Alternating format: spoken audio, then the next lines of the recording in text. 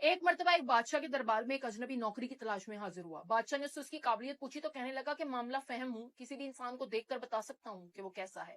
बादशाह ने उसे अपने घोड़ों के अस्तबल का इंचार्ज लगा दिया। कुछ दिन बाद बादशाह ने उससे अपने पसंदीदा घोड़े के मुतालिक पूछा तो कहने लगा कि ये घोड़ा नस्ली नहीं है। बादशाह को बहुत हैरत हुई। उसने फौरन जंगल से साईं को बुलावा भेजा। जब वो आया तो बादशाह ने उससे पूछा कि क्या ये घोड़ा नस्ली नहीं है। इस पर साईं ने जवाब दिया कि घोड़ा नस्ली है, लेकिन इसकी पैदाइश पर इसकी माँ वफात पा गई थी, इसलिए ये एक गाय का दूध पीकर उसके साथ ही पला बड़ा है। साईं के जाने के बाद बादशाह ने अजनबी से पूछा कि तुम्हें कैसे पता चला। इस पर वो कहने लगा कि ये घोड़ा जब भी घास खाता था तो अपना सर नीचे झुका लेता था, जबकि नस्ली घोड़ा घास मुंह में लेने के बाद सर ऊपर उठा लेता है। बादशाह उसकी जहानत से इतना मुतासिर हुआ कि उसके घर अनाज, भुने हुए चने और आला परिंदों का गोश्त भिजवाया। अब बादशाह ने उसे मलका के महल में तैनात कर दिया। एक दिन बादशाह ने उससे मलका के मुतालिक पूछा तो कहने लगा कि तौरो अतवार तो मलका जैसे हैं, लेकिन शहजादी नहीं है। ये सुनते ही बादशाह के पैरों तले जमीन निकल गई। उसने फौरन ही अपनी सास को बुलावा भेजा। जब वो आई तो बादशाह ने उससे पूछा।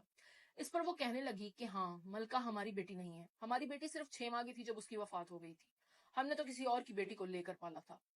बादशाह ने अपने मसाहिब से पूछा कि तुम्हें कैसे पता चला। इस पर वो कहने लगा कि मलका का अपने मुलाजमों के साथ सलूक जाहिलों से बदतर है। बादशाह ने उसे बहुत सी भेड़ बकरियां इनाम के तौर पर भिजवाई और एक दिन उससे अपने मुतालिक ही पूछ लिया। इस पर वो कहने लगा कि बादशाह सलामत जान की अमान पाऊं तो कुछ अर्ज करूं। बादशाह ने इजाजत दी तो कहने लगा कि ना तो आप बादशाहजादे हैं और ना ही आपका चलन बादशाहों जैसा है।